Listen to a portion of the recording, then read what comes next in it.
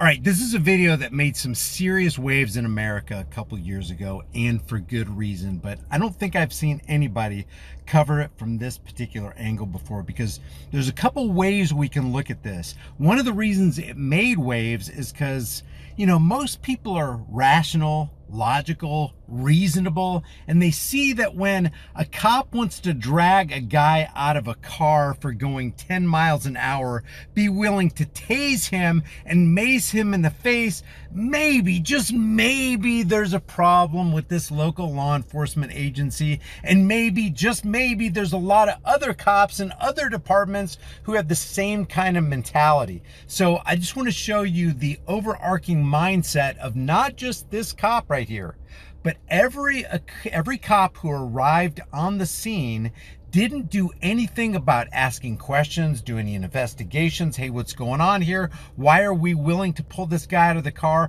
Why are you willing to deploy your taser? Why are we here for backup? What's going on here? Also, another thing we're going to notice is that racism does not come into play at all in this. People are constantly saying, if this was a black guy, it would go in a totally different way. This guy ends up being pulled out of his car, threatened to be maced, threatened to be tased. All he did was violate a traffic law, and it was a minor violation of the traffic law that, again, he was just going 10 miles an hour over the speed limit. Just today going to Tulsa, I was doing 70 miles an hour in a 65, and I got passed by an Oklahoma state trooper who was coming the opposite direction, turned while I'm doing 70, caught up with me, zoomed by me, at least going 110 miles an hour so he could pull over a Charger that was 2.5 miles ahead of me. I watched the guy get pulled over, and if it wasn't for us going for an appointment, I would have definitely stopped and recorded that guy. But I want to show you this right here. We're gonna make some comments along the way. Hopefully we can all learn from this, because we really have to change the system. We got to change the mindset, and we got to stop incentivizing cops to act like this. Listen to this nonsense. No, how are you acting like this? We're supposed to be on the same side, man. Listen, I don't know you, but I'm telling you that you are going to go to jail right now because you're not cooperating with law enforcement. You are resisting my orders, so you're going to jail. As soon as my units come You're here, pulling me over for going over the speed limit by what, 5 miles per hour? Okay. And you have a taser out. Okay, that's fine. You're going to jail now. You turn the... Oh, excuse me, 5 miles per hour. I'm not kidding. I hate using this word because I use it all the time, and I'm sick of myself hearing it. But if you can come up with a better word than psychopath for somebody who's willing to deploy a taser, deploy mace, call for backup where armed men come in, and then kidnap a guy and cage him for going 5 miles an hour. If you can come up with a different word, it's got maybe a more powerful word.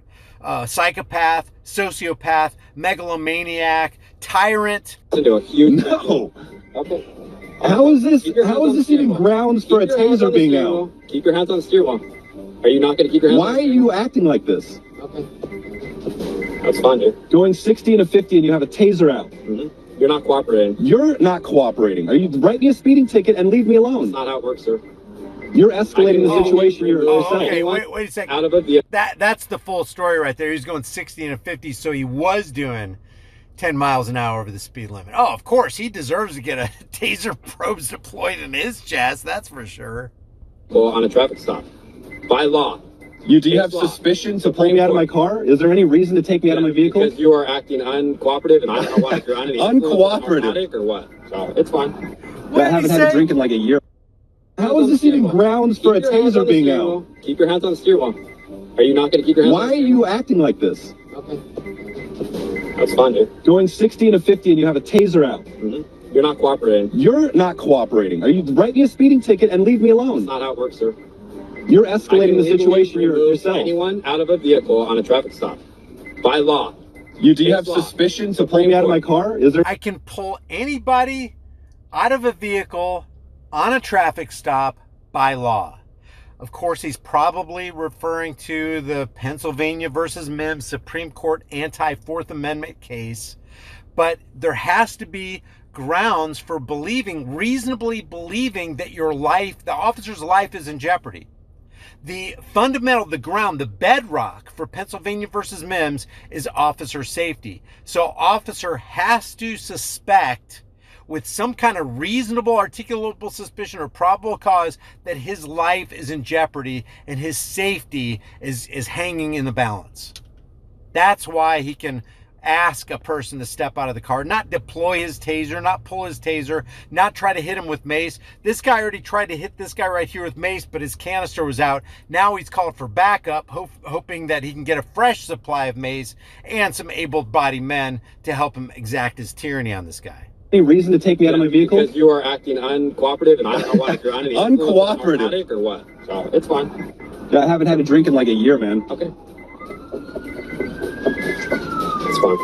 Here comes Jesus, the posse. dude. Why did you sign up to be a police officer if you're going to harass people? Okay.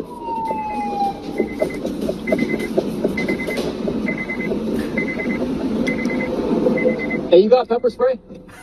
You got pepper spray? Mine's empty. Pepper spray? Oh, yeah. Pepper spray? Bob, why do you need pepper spray? Did the guy rob a bank? Did he try to punch you? Is he somebody who needs to be restrained? No, he's sitting in his car. He was doing 10 miles an hour over the speed limit, and he won't cooperate. He's being very uncooperative. Oh, in that case, we need to pepper spray him. No, nobody's asking any questions. Nobody's conducting any kind of investigative analysis. All they're going to do is just give up their pepper spray. And, oh, yeah, if you tell us we need to drag him out of the car, we obviously need to drag him out of the car. Hey, by the way, silly question here. I know you've already got the victim all lined up, but where's the victim? Where's the victim? Because the state can't be the victim, Bob. All right, bro. You're coming out of the car right now. Can you explain to this guy what's happening? Phone down. Hey, set your phone down. Get out of the car. I suggest that you get out of the car. Right. I was going, 50 miles per hour, and you guys are dragging me out of my car. If you want to. Oh, okay. Hey, put your phone down. Put your phone down. You're coming out of the car. You're coming out of the car. I got units in the car. Did he even tell you why he's pulling me over? Listen, do you care? That here is to get out of the car. Do you care about why I'm being pulled over? My partner's ordering you to get out of the car. All right. Dude, you're gonna go to jail for sure now. Okay? Put the phone down. You're coming out of the car. Where's Sergeant? Why are you pulling me out of my car? Huh? Why are you I can pulling me remove out? anyone on a traffic stop that I want to. Okay? So do me a favor. Put the phone down and come on out of the car. You're gonna turn this into going to jail, dude. I can illegally. That's his mentality. Just like the mentality that we highlighted in yesterday's video. They really believe that they've got a right to pull you out of the car anytime they want for any reason they want. Let me ask you something about this officer right here. Do you think that he fits the criteria of the 40% who are domestic abusers? Do you think that this guy, if he had the opportunity, if he had the chance and he knew he could get away with it, do you think he would tase or shoot your dog? Do you think this guy right here would pull you out of a car at the traffic stop? Do you think this gentleman right here in the clown suit would write a false report on you saying that you're drunk behind the wheel, that you need a DUI when you're completely sober? You think that he would do that to you? Do you think that this guy would be at the TSA and he'd be stealing people's laptops? Do you think this is the kind of guy that is? You think he'd be a part of the DEA and just put you away for 20 years or help to put you away for 20 years when he's the one who planted drugs on you? I think so.